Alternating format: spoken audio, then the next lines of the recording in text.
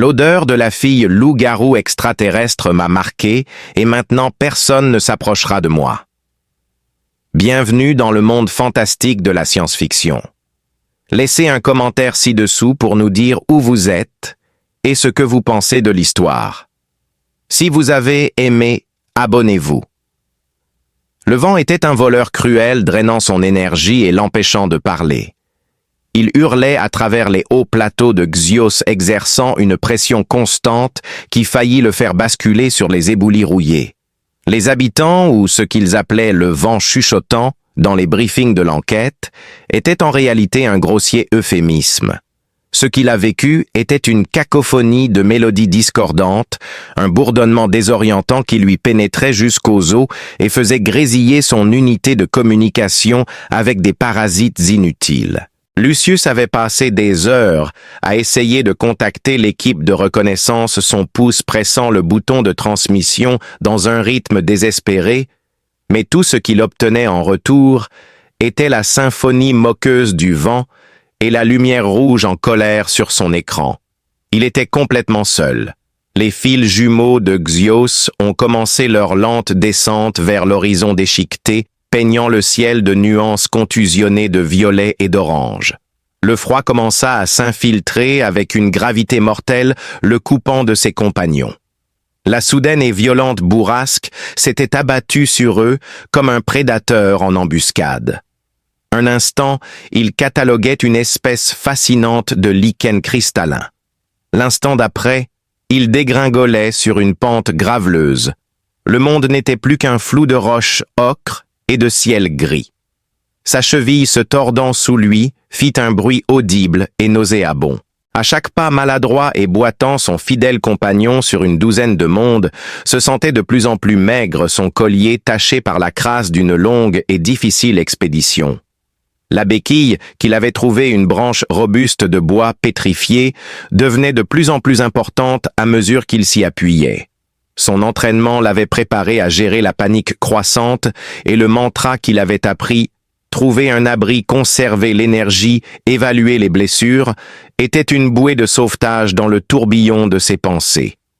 Alors qu'il examinait le paysage, l'état de son fidèle compagnon s'améliorait.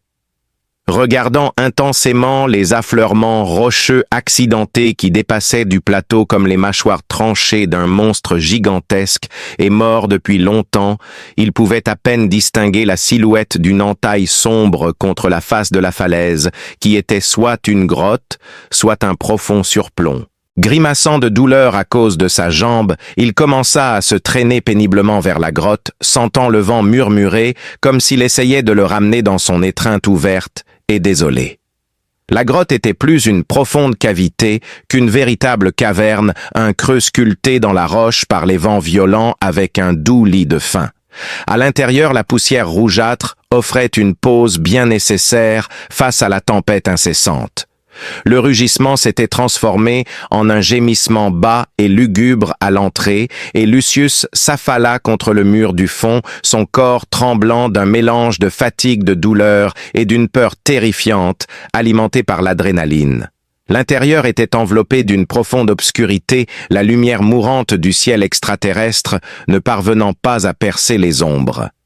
Avec prudence, il toucha sa cheville blessée, ses doigts, explorant la chair enflée et sensible. Il a déterminé qu'il n'était pas cassé, mais l'entorse était grave, et sans traitement médical, elle limiterait sévèrement sa capacité à voyager. Il était en tant que xénobotaniste, un homme de science et d'observation, et non un survivaliste endurci. Il avait été entraîné à suivre les protocoles que chaque équipe d'exploration hors monde devait suivre. Malgré son estomac nauséeux, il savait quoi faire. Il prit la trousse médicale d'urgence à sa ceinture, son contenu stérile se détachant sur la poussière rouge, et commença le processus douloureux de l'attelle de sa propre cheville. Son souffle sifflait entre ses dents alors qu'il serrait les liens, et le monde au-delà du minuscule abri s'étendait. De pair, le vent silencieux jouait une berceuse étrange, et Lucius ressentit enfin le poids écrasant de sa situation. Il était blessé seul et coincé sur une planète avec une faune hostile.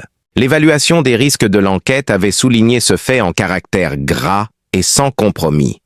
Lucius a dû s'assoupir, bercé par la douleur et l'épuisement, car lorsqu'il rouvrit les yeux, la grotte était illuminée par la pâle lumière des 2 lunes de Xios. Et il réalisa qu'il n'était pas seul.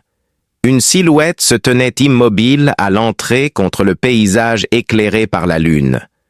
Au début, il pensa que c'était juste un effet stroboscopique provenant d'une roche de forme particulière qu'il n'avait pas remarqué auparavant. Mais ensuite, avec un déplacement de poids fluide et intentionnel, son cœur s'emballa. C'était un lupène, l'une des créatures bipèdes ressemblant à des loups, que l'enquête n'avait capturé que sur des drones d'imagerie à longue portée. Les briefings avaient clairement indiqué que ces créatures étaient farouchement territoriales, extrêmement intelligentes et absolument terrifiantes. Ce lupène particulier était à la fois magnifique et terrifiant. Il avait un physique élancé, recouvert d'une épaisse fourrure qui reflétait la lumière de la lune, lui donnant une douce lueur surnaturelle lorsqu'il marchait. Alors qu'Usius s'aventurait plus profondément dans la grotte, les traits de la créature devenaient plus apparents. Un mélange de peur et d'admiration l'envahit.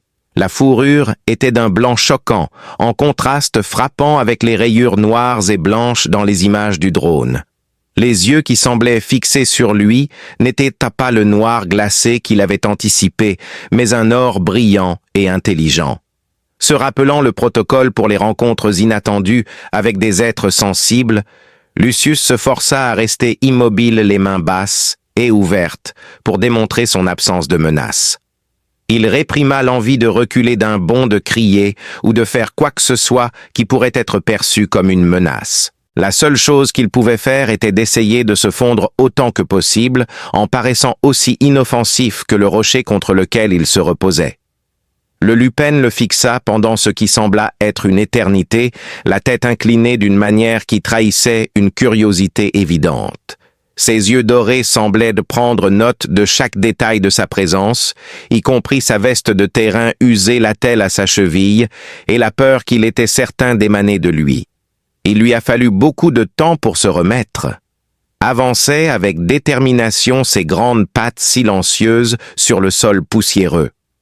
Contrairement au monstre vicieux et grognant dans son esprit, celui-ci se déplaçait avec un sens de l'intelligence et de la prudence, portant avec lui l'arôme subtil de fourrure fraîchement toilettée, ainsi qu'un autre arôme plus primal, rappelant l'air juste après un orage. Lucius serra la mâchoire, ses muscles se tendirent, et ses terminaisons nerveuses lui hurlaient de courir se mettre à l'abri. Avec un grondement profond qui résonnait à travers la grotte, la créature baissa la tête et frotta délicatement son museau contre le cou de Lucius. La fourrure épaisse s'accrochait à son cou, créant un moment tendre qui brisait la compréhension de Lucius de la situation.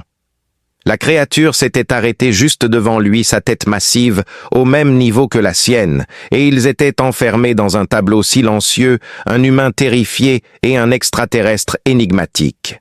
Les muscles puissants du lupéen offraient une présence chaleureuse et solide, tandis que sa peau étonnamment douce contre la sienne créait un moment intime de contact qui ne dura que quelques secondes. Alors qu'il se retirait, un arôme complexe persistait sur sa peau, et le col de sa veste une combinaison de notes sauvages et musquées qui n'étaient pas désagréables. Le lupène jeta à Lucius un dernier regard prolongé avec ses yeux dorés perçants, une expression qu'il ne pouvait pas tout à fait comprendre avant de se détourner gracieusement et de disparaître à nouveau dans le plateau. Au milieu de la nature sauvage éclairée par la lune, il se retrouva à nouveau seul. Ses pensées s'emballaient et son cœur battait à tout rompre avec un niveau de confusion qui dépassait sa peur initiale. Alors que le soleil se levait, le vent s'était calmé en un soupir lugubre, et les longues ombres déformées des jumeaux se projetaient à travers le plateau. Malgré la douleur à la cheville, l'attelle tenait et une sombre détermination s'était emparée de lui. Il savait qu'il devait trouver un moyen de retourner au dernier vecteur connu de l'équipe de prospection pour survivre. Il sortit en boitant de la grotte, et dans la lumière du jour, dure et étrangère, il Un sentiment de malaise l'envahit, alors qu'il commençait son ascension douloureuse mais progressive. Il gardait les yeux ouverts pour tout signe de son équipe, mais 1 heure plus tard, il rencontra une meute de créatures cornues ressemblant à des hyènes. C'étaient les mêmes espèces qui les avaient poursuivis sans relâche pendant les 2 jours précédents. L'air semblait chargé, et il lui fallut un certain temps pour réaliser que la différence était le silence. La cacophonie habituelle de clics de cris et de gazouillis avait disparu, laissant la planète dans un état de mouvement suspendu. Il devait y en avoir une douzaine, leur corps puissant, conçu pour la poursuite. Lucius instinctivement attrapa son couteau de survie, une défense pitoyable. La meute le remarqua et leur chef laissa échapper un grognement sourd, mais ensuite quelque chose d'étrange se produisit. La créature de tête s'arrêta, son museau levé pour tester l'air. Sa posture agressive disparut en un instant, remplacée par autre chose. Il émit un son aigu et mince de détresse et recula prudemment. Les autres membres de la meute, suivant son exemple, leurs oreilles plaquées contre leur. Avec un dernier chœur confus de hurlements, toute la meute se retourna et s'enfuit, disparaissant au-dessus de la crête à une vitesse qui frôlait la panique. Lucius resta immobile, son esprit luttant pour traiter ce qu'il venait de voir. Ces créatures étaient des opportunistes implacables, et sa blessure aurait dû faire de lui une cible irrésistible. Il toucha distraitement le côté de son cou et ses doigts, mais cela n'avait aucun sens. Il leva son col jusqu'à son nez et inhala le léger parfum musqué laissé par le lupin à fourrure blanche. L'odeur était encore forte comme un sceau invisible imprimé sur lui. Une pensée folle et impossible commença à se former dans son esprit. Il continua son voyage, et le schéma se répéta avec une constance déconcertante. Un vol de grands avant-porteurs a soudainement changé de direction, s'éloignant de lui comme s'il était au centre d'une tempête. Un seul brouteur blindé ressemblant à un 6 pattes en colère. En l'apercevant, le rhinocéros laissa échapper un son qui ne pouvait être décrit que comme de l'alarme avant de foncer à travers les broussailles pétrifiées. Il se sentait comme un paria et un proscrit. La rencontre dans la grotte, avec la créature curieuse aux yeux dorés qui le reniflait, n'avait pas été un accident. C'était un marquage. Elle l'avait marqué de son odeur, l'enveloppant d'un bouclier invisible de protection ou alternativement de terreur. Il semblait que chaque être vivant sur Terre reconnaissait et respectait cette marque. Tout autour de lui était en danger à cause des prédateurs de la planète, sauf lui. Il ne s'était jamais senti aussi isolé, entouré d'un mystère énigmatique, aussi vaste et silencieux que le plateau rocheux qui s'étendait devant lui. Les jours passaient, dans un rythme répétitif, chaque lever de soleil projetant une palette de couleurs différentes sur le paysage extraterrestre et chaque coucher de soleil diffusant une lumière argentée froide provenant des 2 lunes. L'excitation initiale d'un sauvetage rapide s'était estompée pour laisser place à la sombre réalisation de la survie à long terme inévitable. Les efforts de navigation de Lucius sur le plateau périlleux se sont avérés infructueux. Le terrain était un labyrinthe déroutant de canyons et de ravins qui semblaient changer de position à volonté. Le vent, avec son bourdonnement sourd, était une présence constante et distrayante. Il rendait ses aides à la navigation sophistiquée complètement inefficaces. En conséquence, son monde se réduisit à la petite grotte et aux quelques centaines de mètres de terrain rocheux qui l'entouraient. Dans cette situation désespérée, le pragmatisme, l'outil le plus précieux du scientifique, est intervenu. Il a fortifié son abri en ébréchant la paroi rocheuse avec son marteau géologique, transformant la cavité peu profonde en un espace plus défendable. Il a élaboré un programme strict de tâches pour s'empêcher de penser à l'impossibilité de sa situation. Il a trouvé de la nourriture, a maintenu son attelle en place, a réparé son équipement cassé et a observé la bulle invisible de son parfum continuer à le protéger, formant une barrière impénétrable.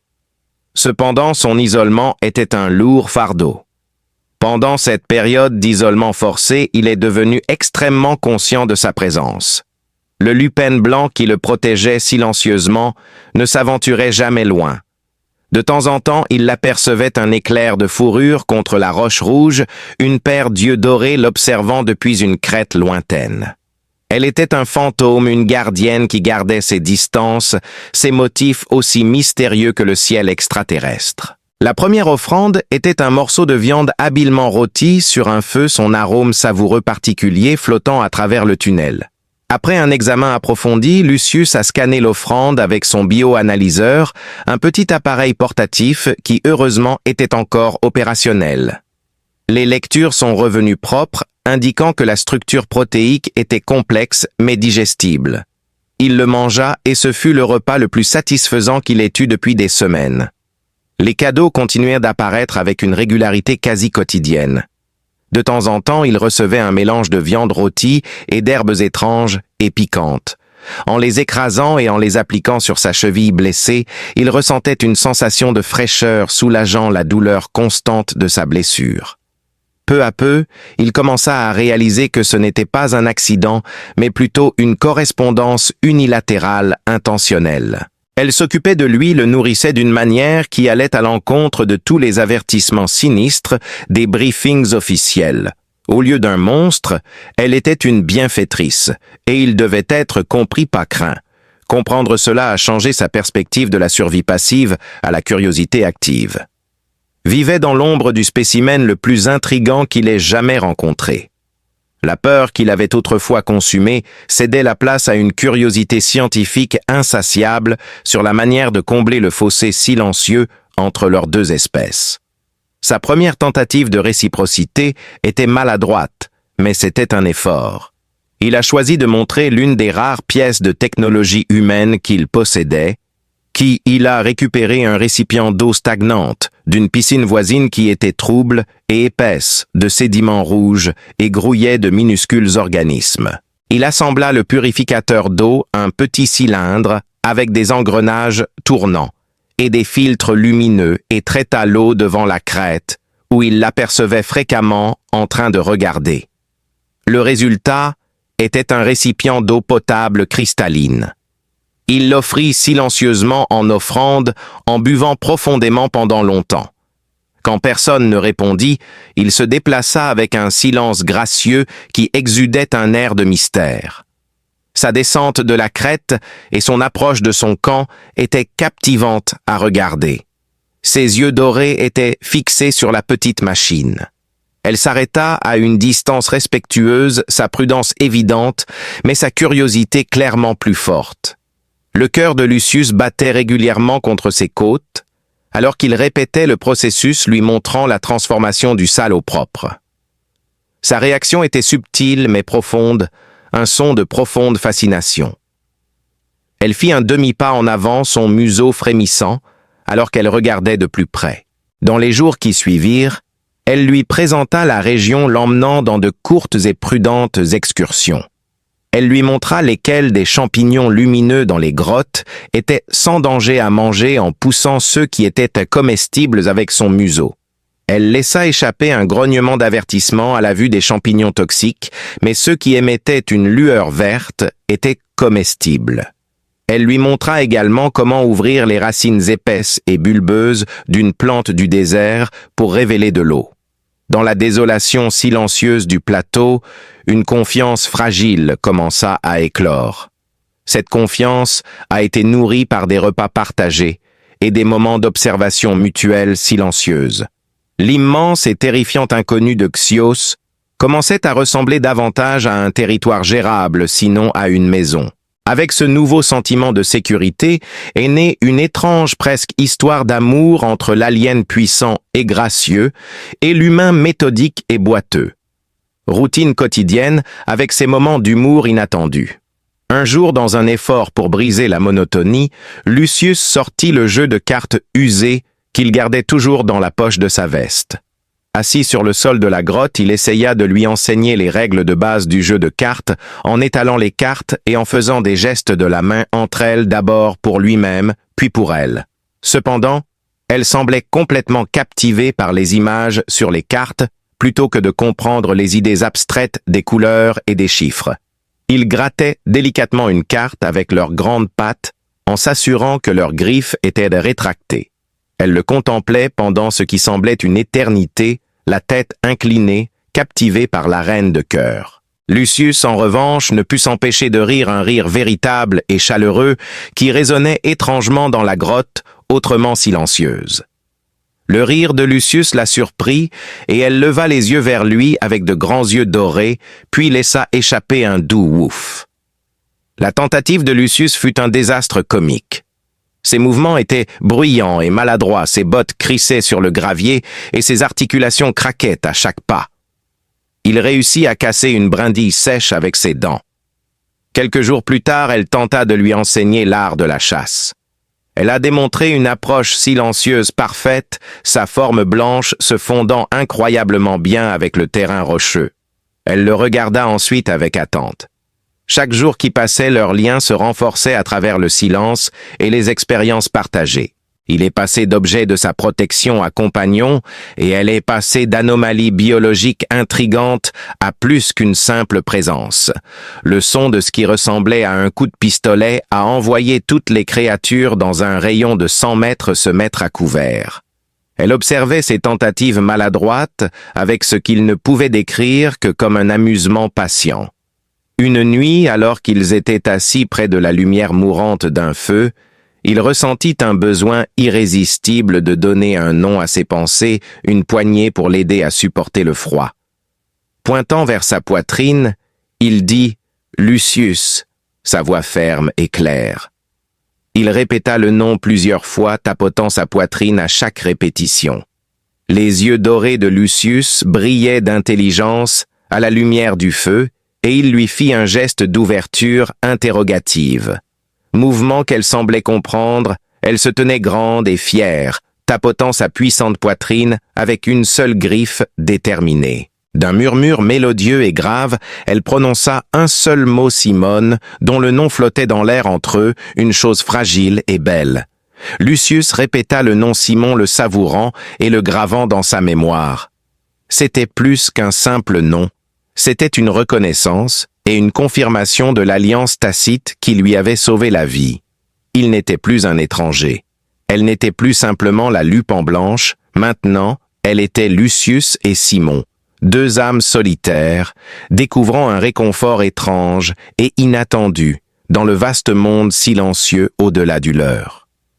Le parfum sur son col s'était transformé d'une marque de solitude en un symbole d'un lien plus profond qu'ils n'avaient jamais imaginé. La délicate harmonie qu'ils avaient créée dans leur solitude mutuelle était devenue un rythme apaisant et prévisible, une mélodie douce rythmée par le murmure perpétuel du vent silencieux. Leurs journées étaient remplies de cette nouvelle harmonie, étaient mesurées non pas en heures, mais en tâches partagées et en compréhension silencieuse. Le gouffre de leurs différentes biologies était comblé par une confiance lente et tenace, qui devenait clair pour Lucius comme un emblème familier de sa nouvelle réalité étrange. La marque de parfum sur sa veste l'avait bercé dans un faux sentiment de sécurité, le faisant croire que la bulle protectrice que Simone avait créée autour de lui était absolue et inatteignable. Il s'était habitué à la planète sa naissance fut accompagnée par la peur instinctive des Denisènes qui agissait comme une barrière entre lui et le monde. Cependant, il allait plus tard regretter cette profonde sous-estimation de la capacité de l'univers à inventer la cruauté. Les choses dans l'obscurité ne se soucient souvent pas des lois des autres. Elles sont motivées par une fin ancienne et absolue qui n'obéit à aucune règle sauf la sienne. Au lieu d'un rugissement, la pièce fut brisée par un crissement, un son sec et râpeux qui éraflait les bords de son ouïe. Cela ressemblait à 1000 morceaux de quitan sec qui se frottaient ensemble au milieu des ombres qui s'assombrissaient, des créatures émergeaient des crevasses et des fissures dans la roche. Lucius ne les avait jamais remarqués auparavant, mais maintenant, ils étaient une vision terrifiante. Les créatures étaient appelées le mépris, un nom qu'il découvrirait plus tard. Leur corps était une combinaison monstrueuse de plaques chéloïdes et de membres minces et multi-articulés, et leur tête était dominée par une paire d'yeux composés éblouissants et un ensemble de crocs acérés qui grinçaient et claquaient avec une faim insatiable. Il n'était pas dérangé par l'odeur de Simone si tant est qu'il l'ait remarqué. Ils ne montraient aucun signe de dévier de leur chemin vers la grotte et la créature à l'intérieur. Lucius se recula le cœur battant alors que la première vague de créatures envahissait son abri. Il saisit ses seules armes, un lourd marteau géologique et un couteau de survie. Les scorpions n'étaient pas particulièrement grands, peut-être plus petits qu'un chien fauve, mais ils se déplaçaient avec une vitesse coordonnée inquiétante, comme un esprit de ruche, et leur nombre était effrayant.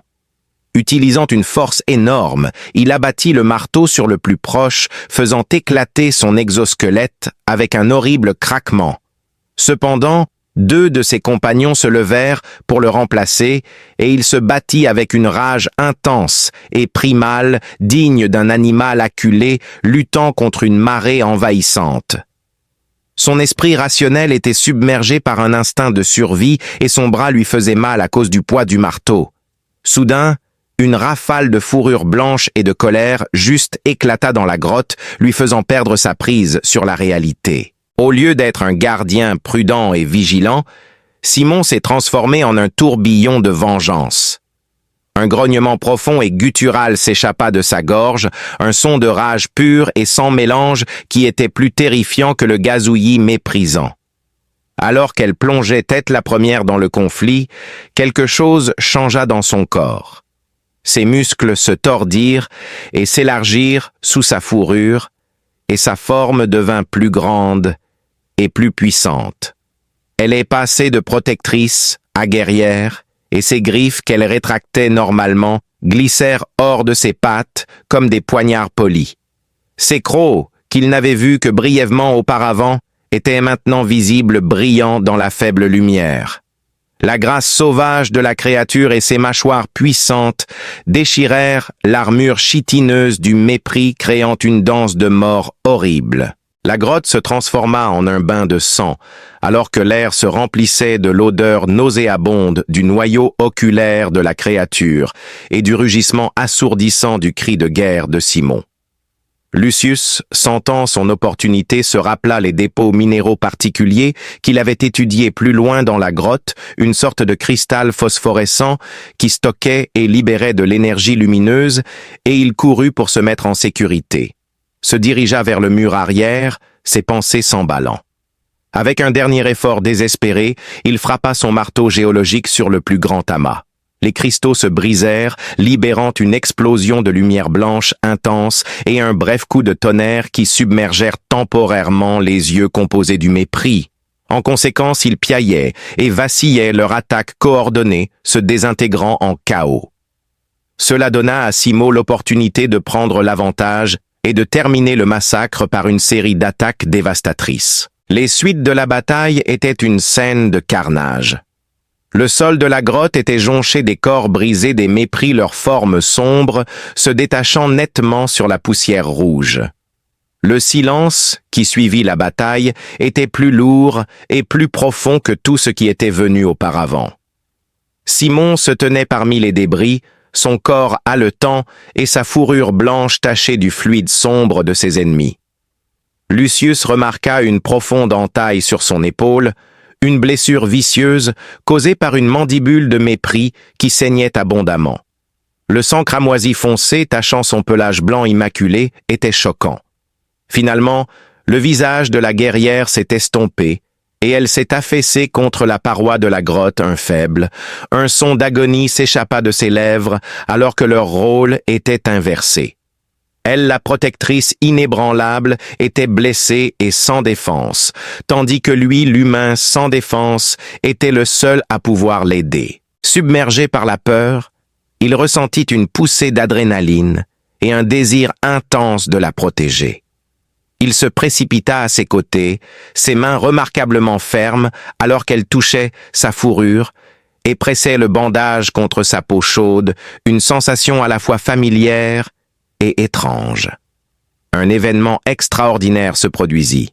Il n'y avait aucun son, aucune parole, juste un tourbillon d'images et de sentiments qui le frappèrent comme une tonne de briques. Dans l'une, il vit un lupin plus grand et plus sombre que Simon, avec une fourrure de la couleur d'une tempête déchaînée, des yeux froids et ambitieux. Dans un autre, il ressentit une vague de profonde trahison, une tristesse si profonde qu'elle lui faisait mal comme une douleur physique dans la poitrine. Enfin, il vit un jeune Simon, debout à côté d'un Lupin plus âgé à la fourrure grise, une figure exsudant un air de dominance et de commandement, un père et un alpha. Puis, dans le troisième, il vit un affrontement soudain de personnalités, le sombre Lupin, Borax. Le nom, un murmure noueux dans ses pensées, défie l'ancien alpha dans une bataille brutale et impitoyable sous les deux lunes. Il pouvait sentir l'angoisse et la fureur de Simone alors que son père mourait, son monde s'effondrant autour d'elle. Il la regarda fuir dans les plateaux désolés, une paria chassée par la meute qu'elle était née pour diriger. Le souvenir du doux museau dans la grotte, cette première nuit, refit surface, mais cette fois avec une nouvelle compréhension. Ce n'était pas une revendication de propriété, mais plutôt dans un dernier effort, pour préserver non seulement elle-même, mais aussi une tradition que Borax voulait détruire. Le marquer le rendait intouchable, une partie neutre, un droit ancien de sa lignée. Bordex et ses partisans ne pouvaient pas lui faire de mal de peur d'invoquer la colère de leurs ancêtres et de violer la plus sacrée de leurs lois. Les images étaient un tourbillon d'émotions, un torrent de toute une vie, mais elles l'accablaient également. Il retira ses mains de son esprit, en souffrant comme s'il était en feu, et fixa Simon qui le regardait avec ses yeux dorés fatigués, remplis d'une profonde tristesse. Simon savait ce qui venait de se passer. Il avait aperçu un aperçu de sa vérité. Le contact physique, le stress partagé et l'adrénaline de la bataille avaient créé un pont temporaire entre leurs esprits, un conduit brut et non filtré de communication télépathique. Maintenant, il ne fixait plus une figure énigmatique. La créature extraterrestre fixait la princesse déchue, une exilée politique qui portait le fardeau d'un héritage déchu. Leurs temps ensemble avaient tout changé de sa vigilance constante, à ses dons de nourriture et de médicaments, en passant par ses leçons patientes de survie. C'étaient plus que de simples actes de gentillesse. C'étaient les devoirs d'une noble protégeant quelqu'un qu'elle avait confié à la protection de sa famille. Lucius, le xénobotaniste humain perdu, ne comprenait pas comment sa vie s'était entrelacée avec le destin de cet alpha déchu et le mystère de il avait enfin résolu son statut intouchable sur ce monde hostile. Mais maintenant, il faisait face à un puzzle bien plus dangereux et compliqué. Il était marqué par bien plus qu'une simple odeur. Il était marqué par une lignée de sang des allégeances et un conflit plus mortel que n'importe quelle meute de créatures sauvages. En voyant la blessure sur son épaule et le carnage autour d'eux, il réalisa que leur fragile paix avait été brisée. La véritable menace, au lieu de la faim aveugle de bêtes comme le mépris, était l'ambition calculée de sa propre espèce. Le silence qui tomba sur la grotte après le torrent psychique était un Lucius, s'assis sur ses talons, le bandage improvisé toujours à la main. Son esprit était un tourbillon de souvenirs empruntés et d'émotions étrangères, un membre fantôme de l'histoire d'un autre greffé sur sa propre conscience. Il regarda Simon, la regarda vraiment, et vit plus qu'une simple alpha trahie. Le poids écrasant de son exil et la douleur brute qu'il avait ressentie tourbillonnaient en lui. Une créature à la fourrure blanche et aux yeux dorés, elle était une reine guerrière sans trône. Sa solitude était plus une prison politique qu'un simple choix. Quand elle croisa son regard, il put voir la confirmation de tout ce qu'il venait de vivre. Le pont entre leurs esprits avait été une explosion brute et incontrôlée, le résultat d'un stress extrême et d'un contact physique. Cependant, cela avait changé le paysage de leur relation de manière irrévocable. Traverser le gouffre des espèces et des langues avait été accompli par le contact physique, non par les mots.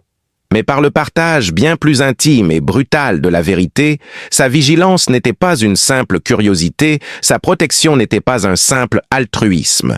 C'était le devoir sacré d'une noble envers celui qui portait la marque de sa famille, un devoir qu'elle avait maintenu même au plus profond de son propre désespoir. Lui, le pragmatique xénobotaniste, était tombé au cœur d'une lutte dynastique, sa survie désormais inextricablement liée à la sienne. Dans les jours qui suivirent, une nouvelle forme de communication hésitante commença à se développer entre eux, nourri dans le sol fertile de cette révélation violente partagée. Le lien télépathique n'était pas alien. La fille loup-garou m'a marqué de son odeur. Maintenant, les autres m'évitent, bienvenue dans le monde de la science-fiction. Commentez ci-dessous d'où vous regardez aujourd'hui. Et si vous aimez cette histoire, n'oubliez pas de vous abonner. Le vent était un voleur dérobant la chaleur de son corps et les mots de sa bouche avant qu'il ne puisse se former en une malédiction. Il hurlait à travers les hauts plateaux de Xios avec une pression physique implacable, une poussée constante contre son dos qui menaçait. Ce qu'ils appelaient le vent murmurant dans les briefings de l'enquête était en réalité un grossier euphémisme. Ce qu'il a vécu était une cacophonie de mélodies discordantes, un bourdonnement désorientant qui lui pénétrait jusqu'aux os et faisait grésiller son unité de communication avec des parasites inutiles. Lucius avait passé des heures à essayer de contacter l'équipe de reconnaissance, son pouce pressant le bouton de transmission dans un rythme désespéré, mais tout ce qu'il obtenait en retour était la symphonie moqueuse du vent et la lumière rouge en colère sur son écran. Il était complètement seul. Les fils jumeaux de Xios ont commencé leur lente descente vers l'horizon déchiqueté, peignant le ciel de nuances contusionnées de violet et d'orange. Le froid commença à s'infiltrer avec une gravité mortelle, le coupant de ses compagnons. La soudaine et violente bourrasque s'était abattue sur eux comme un prédateur en embuscade. Un instant, ils cataloguaient une espèce fascinante de lichen cristallin. L'instant d'après, il dégringolait sur une pente graveleuse, le monde n'était plus qu'un flou de roches ocres et de ciel gris. Sa cheville, se tordant sous lui, fit un bruit audible et nauséabond. À chaque pas maladroit et boitant, son fidèle compagnon sur une douzaine de mondes se sentait de plus en plus mince, son collier taché par la crasse d'une longue et difficile expédition. La béquille qu'il avait trouvée une branche robuste de bois pétrifié devenait de plus en plus importante à mesure qu'il s'y appuyait. Son entraînement l'avait préparé à gérer la panique croissante et le mantra qu'il avait appris, trouver un abri, conserver l'énergie, évaluer les blessures, était une bouée de sauvetage dans le tourbillon de ses pensées. Alors qu'il examinait le paysage, l'état de son fidèle compagnon s'améliorait. Regardant attentivement les affleurements rocheux accidentés qui dépassaient du plateau comme les mâchoires tranchées d'un monstre,